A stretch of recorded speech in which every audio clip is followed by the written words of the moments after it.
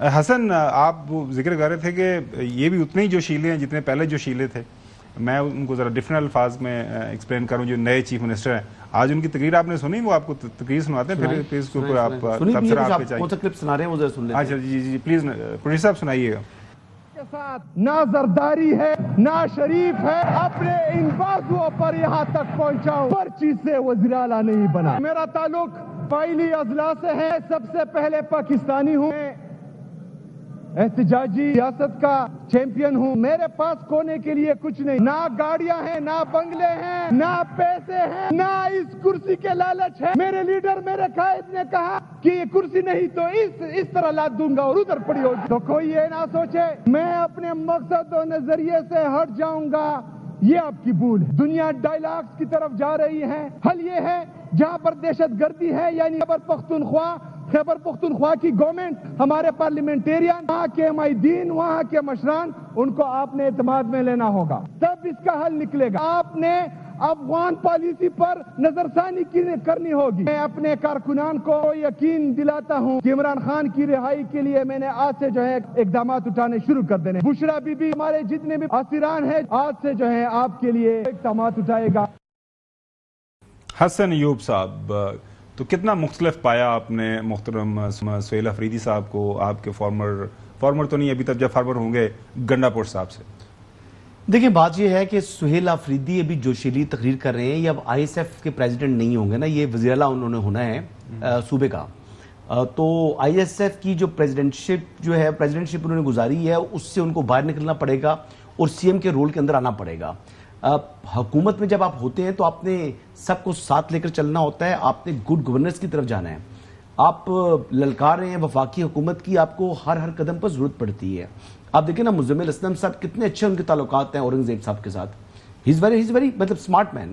وہ بالکل انہوں نے اپنا ایک ورکنگ ریلیشن رکھا ہوا ہے. آپ کو ورکنگ ریلیشن رکھنا پڑتا ہے, یہ مجبوری ہے آپ کی. وہ جس طرح کا وہ بیان دے رہے ہیں, شاید میں بھی اڈیالہ کے جو چانسلر ہیں ان کو خوش کر رہے ہوں. گنڈا پور صاحب نے اس سے زیادہ سخت بیان دیے تھے, اس کے بعد پھر پرائم منسٹر آفس دیکھیں گنڈا, ہاں وہ بات بھی آ گئی کہ جناب اگر بیان کی حد تک کی معاملہ ہے تو گنڈا پور صاحب نے کون سا ایسا تیر نہیں چلایا جو یہ چلائیں گے.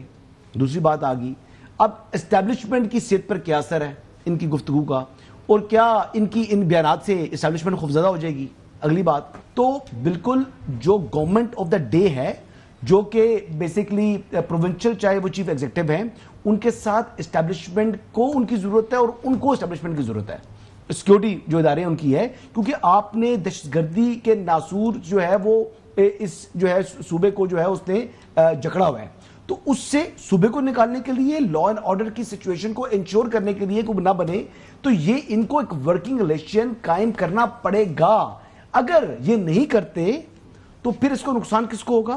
اسٹیبلشمنٹ کو نہیں ہوگا. سب سے زیادہ نقصان جو ہے اس صوبے کو ہوگا, صوبے کے عوام کو ہوگا اور صوبے کے چیف ایگزیکٹو کو ہوگا. بریسٹر صاحب, آپ کو لگتا ہے جس طرح حسن ایوب صاحب بات کر رہے ہیں کہ آنے والے دنوں کے اندر آن گراؤنڈ, جس طرح ایک علی مین گنڈا پور صاحب نے بھی ورکنگ ریلیشن شپ فیڈریشن کے ساتھ اور باقی سارے اداروں کے ساتھ ان کا ہو گیا تھا, ظاہر ہے سب ایک فیڈریشن کے اندر ہم رہتے ہیں نا, یہاں پہ پاکستان ہے, پاکستان کے تمام صوبے ہیں, پاکستان کے سارے چیف منسٹر ہیں, پاکستان ہے, ہم ہیں, سارے ہیں, اکٹھے ہی آگے بڑھنا ہے. میں نیازی صاحب, اب دیکھیں تھوڑا سا دیکھیں, آپ لیوریج دیں اگلے کو, آپ اس نے آنا ہے, ظاہری بات ہے اس نے وہ اپنی سپیس بھی گین کرنی ہے اور اس نے اپنے لیڈر کے لیے بھی ظاہری بات ہے ایک راہ ہموار کرنی ہے. یہ اس سے جو ہے نا اس کی تقریر کا کرکس بھی یہی ہے کہ اس نے عمران خان کی رہائی اور باقی ساری چیزوں کو بھی ساتھ لے کے چلنا ہے.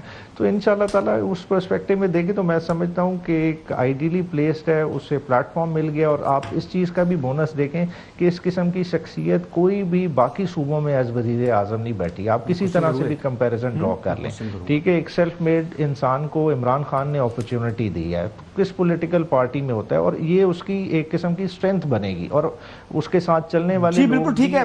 میں نے صاحب ایک سوال میرا حسن سوال سے کرنا چاہ رہا ہوں, کیا جو آج انہوں نے تقریر کی ہے علی مین گنڈا پور صاحب کی بھی گفتگو تو ایسی تھی, جو الفاظ کا چناؤ تھا وہ بھی اس سے قدرے سخت ہوتا تھا.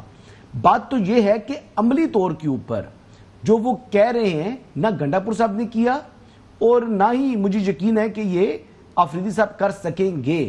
اس کی وجوہات یہ ہیں کہ بہت سی چیزوں میں آپ جکڑے جاتے ہیں جب آپ اس کرسی کے اوپر بیٹھتے ہیں جو کہ سی ایم سیکریٹریٹ میں ہوتی ہے نہ کہ اسمبلی کے اندر. تو جب آپ گورنمنٹ میں آپ آ چکے ہوتے ہیں, جب آپ کے اوپر ذمہ داری آ جاتی ہے تو گورنمنٹ کا ایک بوجھ ہوتا ہے, وہ بوجھ جو ہے آپ سمجھتے ہیں کہ وہ اٹھا کر اور یہ جو باتیں وہ کہہ رہے ہیں ان پر عمل درآمد کر پائیں گے؟ اب سہیل آفریدی ایک ایسا بندہ ہے جس نے کنٹینیوسلی علی امین کے ساتھ بھی کام کیا ہوا ہے, وہ ساری یہ پریشانیاں دیکھتا آیا ہے, اور اس وقت نظام کے لیے Sohail Afridi out of syllabus آ گیا. انہوں نے اب ورکنگ کرنی ہے کہ سہیل آفریدی کو کیسے کاؤنٹر کرنا ہے. تو میں سمجھتا ہوں کہ سہیل آفریدی کو ایک قسم کا جو ہے نا ایک ہیڈ سٹارٹ مل گیا ہے, وہ اس وقت نظام سے کوارٹر مائل آگے ہے.